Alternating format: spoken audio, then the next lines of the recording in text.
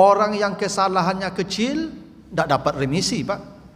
Koruptor yang besar dapat remisi. Yang nyolong judi ayam itu penjaranya penjara 70 orang sekamar, Pak.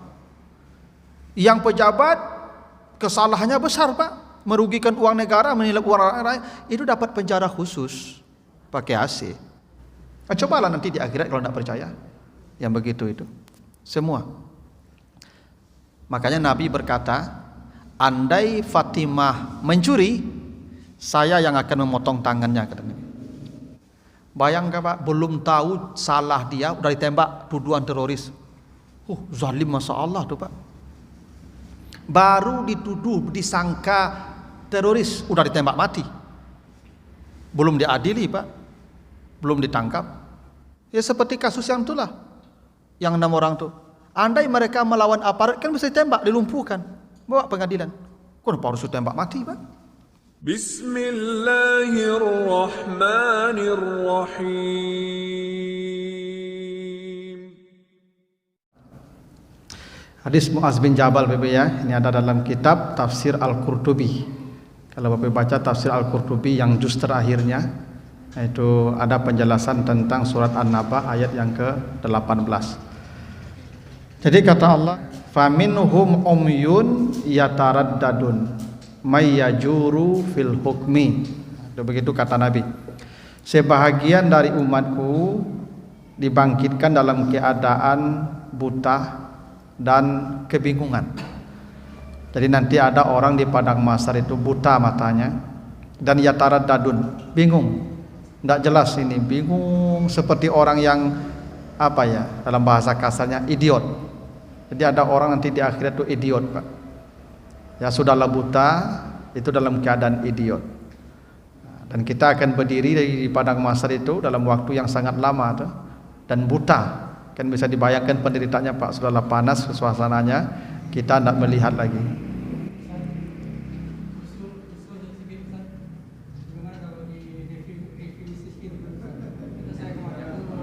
Oh, udah datang pula. Ini ya. Nah, jadi di surat An-Naba ayat 18 Allah akan mengatakan yauma yunfakhu fis-suri fatatuna afwaja. Besok ketika di hari kiamat setelah mati semua, tak ada lagi yang tinggal, lalu disuruh Israfil meniup trompet. Nah, ini tiupan kedua namanya ini. Itu yang disebutkan di surat Az-Zumar ayat 68. Setelah ditiup trompet yang kedua itu, maka manusia dibangkitkan Allah dari kuburnya. Fa izahum qiyamun yanzurun. Nah, ketika manusia dibangkitkan dari kubur itu, fatatuna afwaja, kata Allah. Manusia datang berkelompok-kelompok. Afwaja itu jamak faujun ya. Jadi manusia datang berkelompok-kelompok.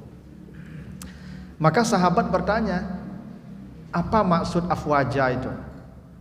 Apa maksud nanti manusia datang berkelompok-kelompok? Maka ini yang bertanya Muaz bin Jabal, seorang sahabat. Maka Nabi menangis dan setelah itu Nabi bersabda, Muaz, engkau bertanya sesuatu yang dahsyat. Ketahuilah nanti umatku akan dibangkitkan 10 kelompok yang dipisah dari kelompok besar. Nah, kelompok besar itu ke surga. Jadi kelompok kecil itu ke neraka. Kelompok besar ke surga. Umat Nabi Muhammad begitu, Pak, yang paling banyak menghuni surga itu umat Nabi Muhammad. Nah, dari 10 kelompok itu, ya 10 kelompok yang disebutkan Nabi itu, satu, kata Nabi, ada orang dibangkitkan dari kuburnya seperti kera. Ya, ala suratil kiradah, kera. Siapa mereka? Falkatat minan nas ain namam. Mereka yang di dunia lidahnya selalu menyakiti orang lain. Jadi orang yang lidahnya selalu membuat orang lain sakit, ya kan, tersinggung, ya, apakah karena fitnah kah, ya, caci maki kah, ya, ghibah kah, mulutnya, ya, maka kata Allah nanti dia dibangkitkan dalam rupa kera. Itu pasti ke neraka tempatnya. Kalau kera tidak mungkin ke surga kan, pasti ke neraka tuh. Nah, itu makanya mulut yang pertama. Yang kedua kata Nabi akan dibangkitkan ala suratil khanazir, rupa babi. Ada nanti seperti babi. Memang itu bukan cerita dongeng, Pak. Memang itu akan terjadi karena Allah sebut begitu dan Nabi jelaskan dalam hadisnya. Nah, siapa yang jadi babi itu ahlus suhti wal haram, yang senang dengan yang haram-haram. Makanan haram, pakaian haram, kendaraan haram, rumah haram, semuanya haram, hasil haram. Hasil haram. Itu jadi babi dan hidup, Pak. Nah, yang ketiga kata Nabi akan dibangkitkan mungkisun arjuluhum a'lahum wa wujuhum yushabuna 'alaiha. Terbalik, kepala ke atas, ke bawah, kaki ke atas, dan dia berjalan dengan wajah. Bagaimana berjalan dengan wajah? Allah yang memperjalankan nanti. Bagaimana wajah itu berjalan? Nah, kata Nabi itu aklatur riba, yang makan riba. Nah, yang makan riba kemarin sudah kita jelaskan, Pak ya. Yang makan riba itu ya semua hutang piutang, pinjam meminjam, tukar menukar ya, yang sejenis, yang berlebih dari pinjaman itu riba namanya. Pak minjam 10 dibayar 11, pasti ribanya itu. Ya, apakah koperasi, apakah bank, apakah apalah namanya. Kalau minjam lebih, apakah pinjol namanya. Semua yang makan riba itu nanti dibalikkan Allah. Kakinya ke atas, kepalanya ke bawah. Itu yang ketiga itu, Pak. Nah, sekarang yang keempat. Jadi ada orang dibangkitkan umyun, dalam keadaan buta, ya taraddadun, lagi idiot, nggak tahu arah, bingung saja di padang mahsyar itu. Kata Nabi, itu adalah mayyajuru fil hukmi, orang yang mempermainkan hukum ketika di dunia, yang tidak menghukum sesuai dengan semestinya. Nah, jadi yang dalam keadaan buta dan idiot ini nanti para jaksa, para hakim, para pengacara, polisi itu, Pak, yang memutuskan hukum tidak sesuai perkara, tidak sesuai dengan hukum yang seharusnya. Misalnya polisi, kok pasalnya harusnya ini, Pak. Misalnya pasalnya ini, harusnya ini pasalnya, karena kesalahannya ini, harusnya pasalnya ini, tapi bisa dibikin pasal lain, bisa dialihkan ke pasal lain, asalkan segini. Itu percayalah tuh, Pak. Jaksa harusnya tuntutannya seumur hidup, harusnya berdasarkan undang-undang hukum tata ini harusnya seumur hidup, tapi tuntut 10 tahun saja. Nah, nih. Tuh. Hakim harusnya vonis 10 tahun, tapi bisa vonisnya 4 tahun saja. Kan bisa begitu, Pak. Hukum kan bisa begitu, toh? Ya. Coba bayangkan, Pak. Orang yang ditanya kabarnya, gimana kabar Pak? Sehat, dibilang berbohong, divonis 4 tahun penjara. Ada orang sudah membunuh orang, kok susahnya minta ampun memenjarakan dia, Pak? Yang tadi ngomong saya sehat, ternyata dia COVID misalnya, dia bilang sehat, mau masuk penjara, Pak. Begitu hukum. Dan yang mempermainkan hukum itu Allah sudah janji ini. Besok akan dibangkitkan buta dan idiot. Ya. Karena memang hukum di tangan mereka. Pengacara juga begitu. Pengacara itu bukan membebaskan orang yang bersalah, bukan itu pengacara yang hebat. Pengacara yang hebat kalau kliennya bersalah, tugas dia mendampingi hingga mendapat hukuman yang setimpal. Itu tugas pengacara. Bukan membebaskan yang salah, memasukkan ke penjara yang benar. Nah, itu tugas pengacara loh, Pak. Dia Pak pengacara kan, betul loh, Pak. Pengacara yang hebat tuh kalau yang salah bisa jadi benar. Kalau yang benar bisa disalahkan. Itu pengacara yang hebat. Makanya Bapak-bapak, Ibu-ibu, yang jadi jaksa, polisi, hakim, pengacara, termasuk petugas lapas, orang yang kesalahannya kecil tidak dapat remisi, Pak. Koruptor yang besar dapat remisi.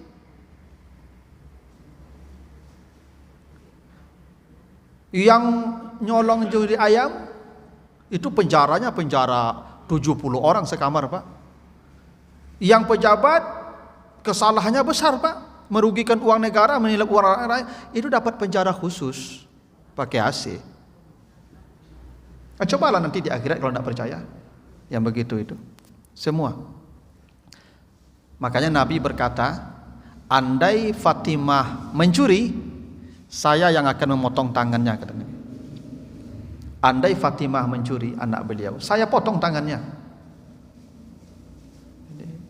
Makanya hakim, pemimpin, penguasa yang tidak adil dalam menetapkan hukum, maka dijamin kelompoknya beda nanti itu. Percayalah. Makanya Ibu yang keluarganya yang polisi, yang jaksa, ya, yang pengacara, yang hakim, tolong hati-hati. Jangan pernah mengkriminalisasi orang hanya karena kebencian. Kan sekarang gampang Pak, ustadz-ustadz dikriminalisasi. Bayangkan Pak, belum tahu salah dia udah ditembak tuduhan teroris. Zalim masa Allah tuh Pak. Baru dituduh, disangka teroris udah ditembak mati. Belum diadili Pak, belum ditangkap. Ya seperti kasus yang itulah, yang 6 orang tuh. Andai mereka melawan aparat kan bisa ditembak, dilumpuhkan, bawa pengadilan. Kenapa harus ditembak mati Pak? Lalu dibikin cerita macam-macam. Kayak kemarin tuh yang adik Rambo kan? Itu adik itu, kakaknya Rambo. Coba bayangkan Pak, dibunuh secara sadis brutal begitu. Tapi masih dicari pembenarannya. Dan orang tahu, masih dibela, dicari pembenaran, dibikin skenario, dibikin, Masya Allah. Tidak bisa saya bayangkan bagaimana mereka mempermainkan hukum tuh Pak. Ini belum lagi hukum Allah yang tidak ditegakkan Pak. Kalau hukum Allah yang membunuh, bunuh, itu hukum Allah. Ini masih dibela, dicari pembenaran. Dan memang itu sejak dulu Pak, hukum begitu. Bagi penegak hukum, hukum jadi barang mainan. Dan bisa Pak, makanya ada pasal karet namanya. Pasal yang bisa ditarik-tarik. Ya Pak. Kalau ada yang mengkritik pemerintah, langsung ditangkap Pak. Kalau ada yang menghujat Islam, udah jelas-jelas menghujat, tidak ditangkap-tangkap. Laporan tidak banyak. Yang satu entah siapa-siapa yang melapor, langsung dicari, ditangkap tengah malam. Masya Allah.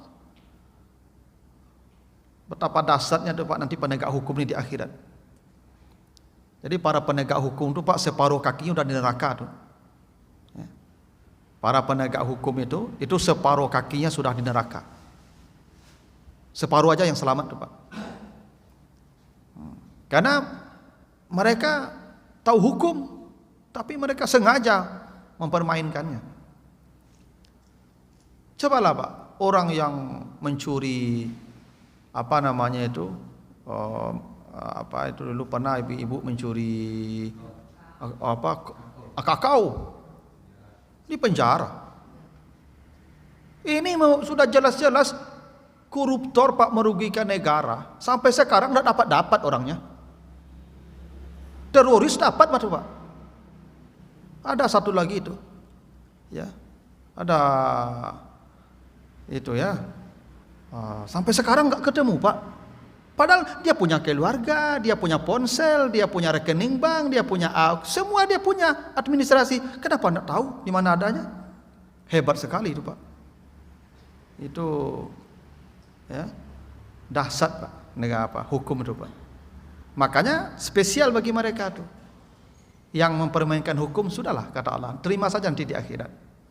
Allah kan tidak pernah tidur. Kalau di dunia ini mereka bisa menang, bisa selamat, ya biarlah. Gitu. Itu makanya Bapak Ibu, hati-hati ya kalau keluarganya penegak hukum. Bilangin ke dia, kaki yang di neraka separuh mah ya. Tinggal separuh. Kalau tidak bisa menjagoan separuh, itu baguluang neraka langsung tuh mah ya. Tidak ada hukum tuh ya. Istilahnya misalnya ya tilang lah. Kan tilang itu kadang-kadang dicari-cari Pak, salah kita. Kadang pentinnya cari cara, kadang itu bacari. Ya kalau bacari salah tuh soboknya. Ya Pak, hati-hati itu. Ya. Hukum itu kalau dia melanggar, apa yang dia langgar? Oh misalnya dia tidak boleh belok-belok, dia udah kamu melanggar, jelaskan pasalnya, ini bunyi pasalnya, ini dendanya, nah bawalah ke pengadilan. Anda ada damai-damai tampil Pak. Ya, kalaupun dibayar, polisi itu harus menyetor ke negara. Tidak bisa masuk marilah Pak. Kan kalau denda kan untuk negara, untuk pribadi. Kan yang dilanggar aturan negara, bukan aturan Pak polisi. Nah, tapi begitulah Pak. Ya, penegakan hukum negara kita nih. Ya, nanti yang begitu-begitu terima saja di akhirat. Kalau mereka tidak percaya, tidak apa-apa, mati kan? Mati nanti celik lah. Ya kan pasti mati semua tuh. Lihat saja nanti habis mati itu.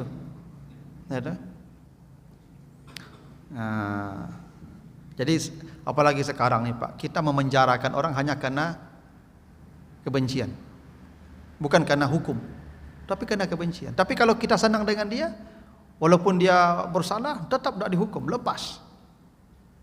Coba bayangkan Pak, contohnya lah tuh, ada seseorang mengatakan idiot saja, 2 tahun kena penjara Pak.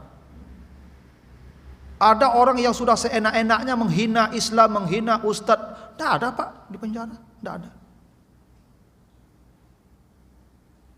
Mana tuh hukum tuh Pak? Wajar kan? Nabi sebutkan ada khusus bagi mereka yang mempermainkan hukum. Ya kalau di dunia mereka berkuasa, tidak apa-apa, pada mati semua tuh, pasti mati. Begitu mati, rasakanlah habis itu lagi. Ada urusan yang panjang harus diselesaikan. Kalau kita menzalimi orang kan, kata Nabi, nanti manusia itu akan mencari orang itu. Pilihannya hanya 2, menjemput dosa orang atau membagikan amalnya pada orang itu sampai habis. Ya, saya kalau di penjara Pak, dicari salah saya ketemu, kemudian masukkan penjara karena kebencian, bukan karena atas dasar memang saya melanggar aturan. Karena memang kebencian dan hukuman tidak sesuai dengan apa yang kesalahan yang saya perbuat. Yang memenjarakan saya semua, mulai dari polisinya, jaksanya, hakimnya, semua, sampai yang kasih perintah, nanti akan mencari saya semua di akhirat. Tugasnya berikan amalnya ke saya atau dosa saya ambilkan. Untung saya Pak. Untunglah kita dizalimi orang itu Pak. Ya. Sekarang ulama-ulama yang kritis itu hati-hati Pak. Memang begitu keadaannya. Itulah yang terjadi. Apa boleh buat? Itu yang terjadi. Nah karena itu Allah ingatkan, hei kalian yang penegak hukum, kata Allah, ya jangan curang ya dalam penegakan hukum, adil supaya selamat. Kalau tidak, nanti di hari berbangkit engkau dibangkitkan seperti itu. Umyun ya taraddadun. Dan tempatnya pasti neraka, tidak mungkin tidak. Tidak mungkin ke surga itu, pasti neraka. Karena mereka dipisah dari kelompok yang akan ke surga. Nah, cuma kadang-kadang ini nih Pak, hanya rasa takut kepada Allah yang bisa membuat orang. Kalau tidak ada rasa takut, tidak peduli itu Pak. Orang yang tidak punya rasa takut kepada Allah itu tidak ada gunanya nasihat kan? Innal ladzina kafaru sawaun alaihim a anzartahum am lam tunzirhum. Ya mereka kalau tidak beriman ya tidak bisa. Mau dikasih nasihat seperti apapun tidak mempan Pak. Yang mempan kasih nasihat yang seperti kita. Tapi sayang kita kena penegak hukum. Ya. Tapi ada yang punya nurani Pak. Banyak yang berhenti jadi polisi, banyak yang berhenti jadi jaksa, banyak yang berhenti jadi ya hakim. Karena tidak bisa lagi bertahan dengan idealisme mereka, mundur saja. Itu jauh lebih baik juga. Tapi kalau bisa bertahan merubah sistem itu jauh lebih baik. Lari dari badan tempur itu tidak baik juga tuh Pak. Saya ingat tuh Pak D yang ya Pak. Coba bayangkan Pak. Jadi jaksa, Pak D itu jadi jaksa Pak. Sejak masa Orde Baru jadi jaksa Pak. Bayangkan Pak, lama baru jadi jaksa, ada kemana-mana Pak. Waktu pensiun hanya dapat rumah di P36 dan 1 buah motor. Hanya itu aset yang dia punya. Itu puluhan tahun jadi jaksa tuh Pak. Zaman Orde Baru lagi Pak. Tapi ketika pensiun hanya dapat beli rumah 36 tipenya dan 1 motor dapatnya. Hanya itu, tidak ada yang lain. Sampai sekarang kan memang tidak ada aset beliau, mana aset beliau? Tidak ada. Sampai mati pun tidak ada. Cuma kata beliau, saya jarang dikasih kasus. Saya cerita begitu. Saya ini jarang dikasih kasus, kata beliau. Kenapa? Karena saya pernah dikasih kasus, tapi saya tidak mau diajak kompromi. Yang lain merasa tidak nyaman. Itu kasus, ada kasus pemurtadan di Mandua Padang dulu. Siapa namanya itu? Salwa, siapa? Wawa, kasus Wawa ya. Wawa kan? Itu beliau jaksanya tuh Pak, yang melibatkan seorang pendeta anak. Itu bertas-tas uang datang ke beliau tuh Pak. Tolak semua. Saya akan hukum sesuai dengan kesalahan dia. Yang lain merasa tidak nyaman Pak. Saja itu tidak ada dikasih kasus. Kasus kecil-kecil saja kalau dikasih. Begitulah risiko Pak kalau kita jujur menegakkan hukum. Kawan pun membenci kita. Maka Pak D itu Masya Allah Pak, matinya baik Pak. Saya yang memandikan beliau itu Pak. Sebanyak ini jenazah saya mandikan Pak. Belum pernah saya menemukan jenazah yang jasadnya seperti itu. Tidak ada bau sedikit pun. Ketika saya tekan perutnya itu Pak, mengeluarkan cairan itu, tidak ada. Bersih. Bersih. Tuh. Memang ya dari mati beliau itu tampak. Ya. Bahwa beliau itu orang bersih. Bersih Pak. Bapak Ibu kalau memang memandikan mayat, coba tekan perut itu. Baunya minta ampun Pak. Mual perut kita tuh. Beliau tidak ada bau Pak. Itu ada Pak Sapardiman saksinya tuh. Tidak ada. Bersih. Bersih. Wajah beliau. Gitu. Jadi isi perut beliau itu tidak ada Pak. Tidak ada yang bau. Ya, dalam tanda kutip ya tidak ada yang menyengat baunya. Mungkin kalau keluar bau juga, tapi kan tidak menyengat, tidak seperti yang lain Pak. Yang lain kan menyengat sekali. Nah, itu memang begitulah kalau ya penegakan hukum dulu Pak. Nah, itu makanya Allah ingatkan ya. Nah, ini wibawa hukum kita memang sekarang lagi hancur-hancurnya. Ya, memang hancur-hancurnya. Nah, ini tidak tahu nih Pak. Kemungkinan bisa jadi ini adik Rambo kebebaskan. Bisa jadi Pak, ada skenario lagi kan, bebas. Ya, nah itu yang keempat. Yang kelima, faminhum summum bukmun la yaqilun. Ada orang dibangkitkan dalam keadaan buta, dalam keadaan tuli dan bisu. Jadi tuli, bisu, dak pakak, dak mengecek lah. Ya. Nah. Siapa mereka? Yu'jibuna bi a'malihim. Orang yang ujub dengan amalnya. Ya, ujub dengan amal itu maksudnya dia mengagumi amalnya. Begini Pak Ibu, yang merusak amal kita itu pertama ada namanya sum'ah, menceritakan amal. Yang kedua ada namanya riya, menampakkan amal. Yang ketiga ada namanya ujub. Ujub itu merasa kagum dengan amal. Dan yang keempat ada namanya takabur, merasa sombong dengan amal. Semuanya menghabiskan pahala. Ibu tahajud malam, memang tidak nampak. Kan tidak nampak orang tahajud, ibu tahajud malam di rumah ibu tuh, apa? Tapi pagi ibu ini bercerita, malam tadi jam 2 malam tuh tarang mana bulan. Itu dilapau mata tuh. Itu bertanya kawan, pak kok tahu ibu jam 2 tuh tarang bulan? Ya dan kala jago kan bukan jam 2 tahajud tiap malam tuh. Itu namanya sum'ah. Ya. Orang tak tahu ibu beramal tapi ibu ceritakan. Kata Allah, la tubtilu sadaqatikum bil manni wal azza. Jangan kau membatalkan ibadahmu dengan menceritakan pada orang. Menghapus amal tuh, menceritakan pada orang. Ibu pergi umrah. Ibu pergi umrah tidak nampak orang loh. Cuman ibu baca itu sekepanjangan. Baambo di hotel, baambo di makan, di apa, baambo ke Madinah. Baca itu kan kurang tuh sadonya tuh. Dah selesai habis. Itu namanya sum'ah atau manna.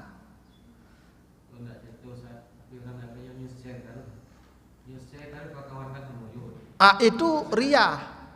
Riya. Itu dia, udah menampakkan ke orang. Iya. Ria. Yang menceritakannya hapus. Maka ibu di WA grup tahajud itu sum'ah. Tujuannya bagi tahu kurang wasok tahajud. Kalau di grup tuh tahajud bilonya baca tuh siang nanti tuh. Nah itu loh kemenjagonya tahajud. Orang kalau ingin jago tahajud nyebutnya larem tuh mah. Pasti dia berencana. Ndak WA dulu kemenjagoan tuh. Cayolah kamu. 100% ndak yakin WA menjagoan orang. Tapi yang membuat tahajud di WA grup tuh memberitahukan bahwa dia itu sudah tahajud. Itu namanya sum'ah atau manna. Maka hati-hati Pak, di WA grup enggak usah di share, enggak usah dibangunkan tahajud yuk. Kapan dibaca orang tuh? Orang milalo mah. Wah, alo kayaknya mah kemenjagoannya kau mah. Apinya matian malam tuh mah. Enggak mungkin nyediain datanya malam tuh. Ya Pak? Itu sum'ah namanya itu. Yang lebih tinggi riya. Kallazi yunfiku malahu ria'an nas, riya. Riya itu apa? Menampakkan. Seperti tadi. Pai umrah lean tu antuk baru. Tiba di bandara selfie. Rombongan tuh. Langsung dia update status. OTW menuju tanah suci. Ya semoga diterima Allah. Itu doa dan diberkahi. Mohon doa restu. Masuk komentar kawan, pe umrah ibu ya orang. Langsung dibalik itu mah. Iyalah, kau nang katigo mah. Nanti go sadu sebelumnya. Habis tu Pak. Yang pertama itu ria, yang ketiga tadi kecil awak tu sum'ah. Baga buang itu mah. Awak mau update status itu ria namanya itu mah, nampak orang. Awak menjawab komentar orang ko ikut yang ketiga mah anen dua sabalun tu dia punya tu mah. Nala baca dituan kurang. Itu makanya Bapak Ibu kalau puasa sunat diundang orang makan, jadi sabu jo puasa makan saya lai. Bukan sabu dia maaf Pak dan puasa abi pahalu langsung. Ndak boleh baca dituan kurang. Makan salah lai. Iya, bu puasa tidak apa makan salah. Kan memenuhi undang tu wajib hukumnya. Dah ambil yang wajib. Yang puasa tinggalkan sunat. Ketek kalau puasa kan kadang buat datang makan dulu itu. Nah, jadi sabut lah dia puasa habisnya. Memang begitu. Nah, itu namanya riya tuh. Memamerkan. Atau yang ketiga dia ujub. Dia hendak memamerkan, dia hendak menceritakan, dia terus saja beramal, tapi kemudian di batas tertentu latarasu bahwa awak kau agak lebih dari orang. Dena, yo jauh tinggal di masjid, tapi kok datang ke masjid kau yo ndak lo paling kudian, ambu paling dulu dari. Tapi dia dah mengecek-ngecek lo takana di hati, baso kagum wak amal awak. Yo alhamdulillah lah, walaupun alhamdulillah, ambu. Ya kan, walaupun lutut sakit tapi kamu sajik kau tak tinggal. Tu ujub tu. Ujub itu dia tidak menyebut ke orang tapi ada kebanggaan dengan amal sendiri. Ujub tu kagum, ajaib, ajib. Ajaib tu artinya orang mengagumi ya amalnya. Dia tidak menceritakan ke orang, dia tidak menyebut, tapi dia kagumi amalnya. Yang mengagumi amal itu pun bermasalah. Apalagi kalau dia sombong. Dan walaupun jauh di masjid, alhamdulillah lah. Dan lagi dulu tipu. Ndak sama japak dulu. Apa tu sudut masjid tu. Kemudian dari tipu tu. Tu sombong tu. Kalau sombong tu kata Nabi diharamkan surga walaupun sebesar zarah kesombongannya. Kalau sudah bapak direndahkan orang, tu sombong tu. Kalau hanya membanggakan namanya ujub tuh. Kalau sudah merendahkan orang, takabur tuh. Ya. Kalau nyobanggakan juga dirinya, tuh ujub namanya. Membanggakan diri itu ujub.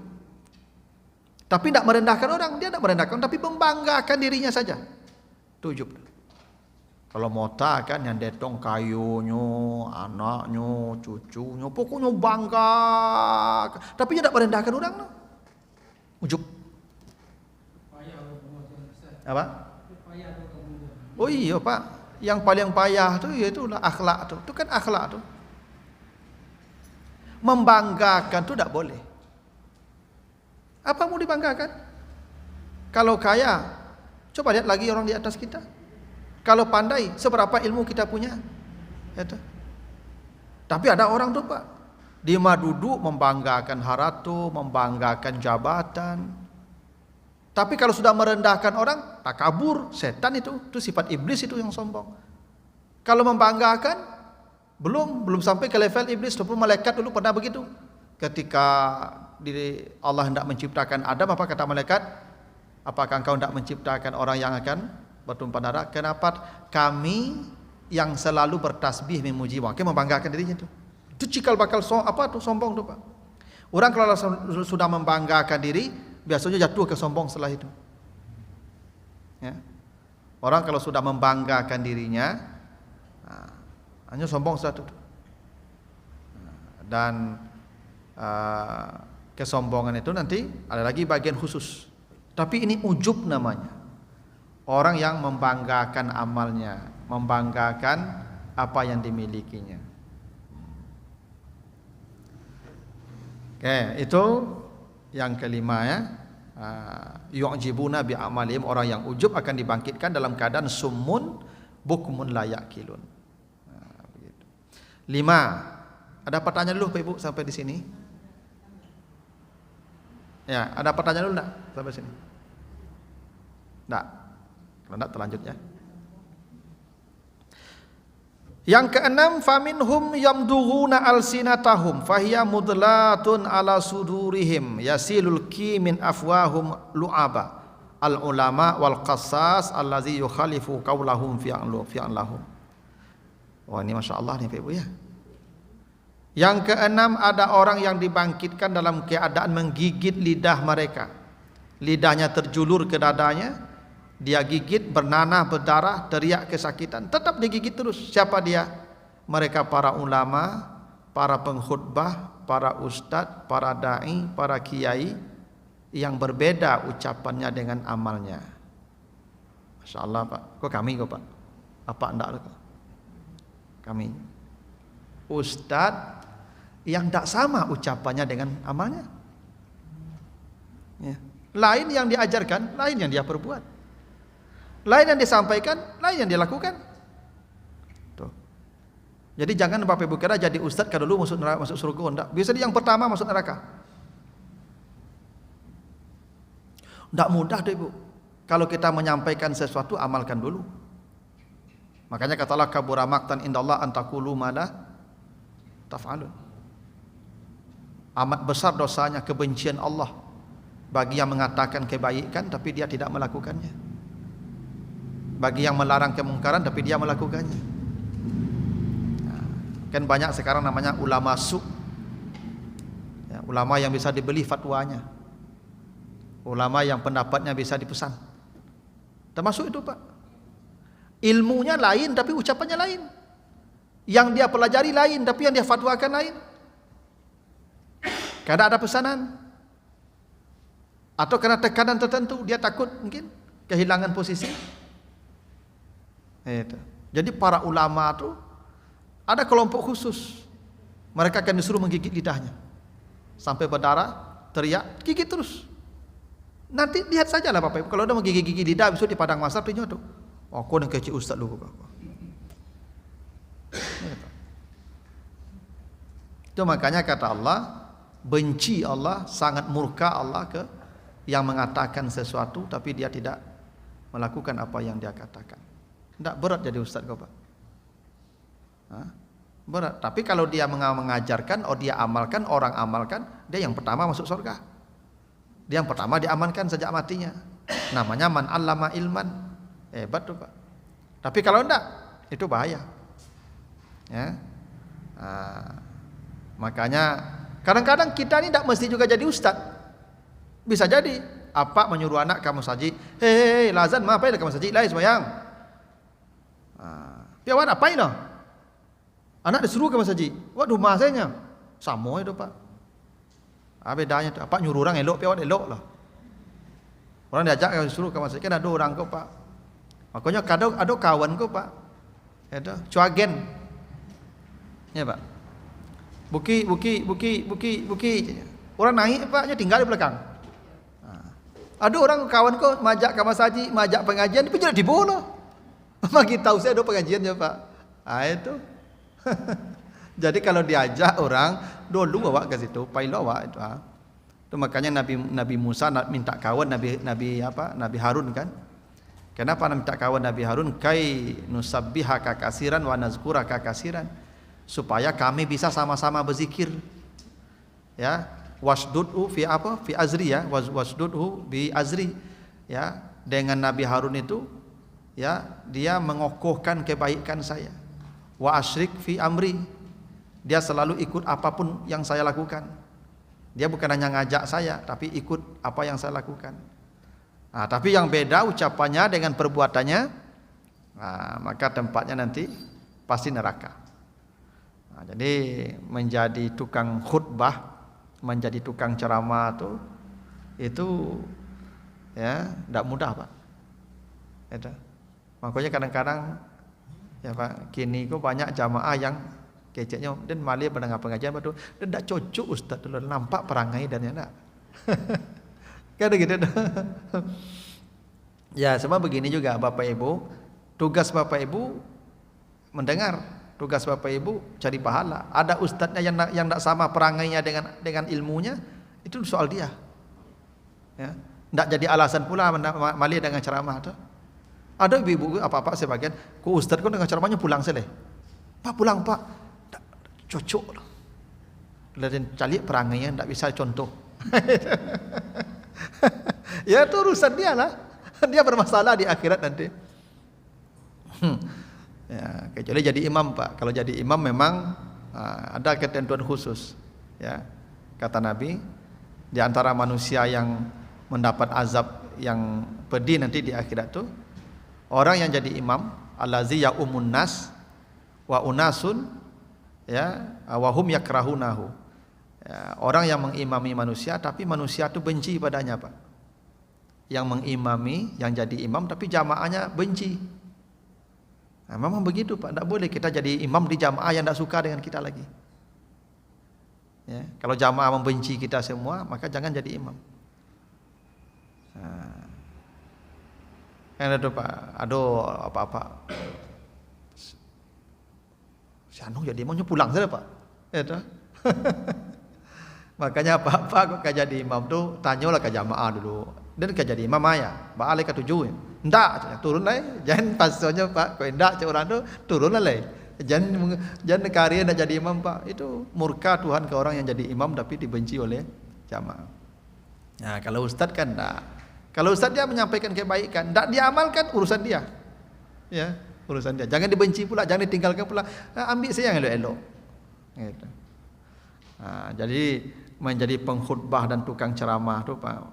Itu sama dengan hakim tadi, sama dengan polisi tadi Pak. Separuh di surga, kaki separuh neraka pula tuh Pak. Kalau dia tidak mengamalkan apa yang diajarkan pada orang tuh, dah paling duluan dia diseret ke neraka tuh Pak. Nah begitu 6 baru ya, masih sisa 4 lagi ya. Berarti nanti di pertemuan berikutnya. Nanti tolong diingatkan Pak ya sebelum mulai. Mana tahu saya lupa pula materi ini biar tuntas. Kadang-kadang karena jaraknya 2 minggu, sementara saya sudah jalan, kadang ceramah sehari itu 4-5 Pak. Tak tahu ini materi di mana di sini ya.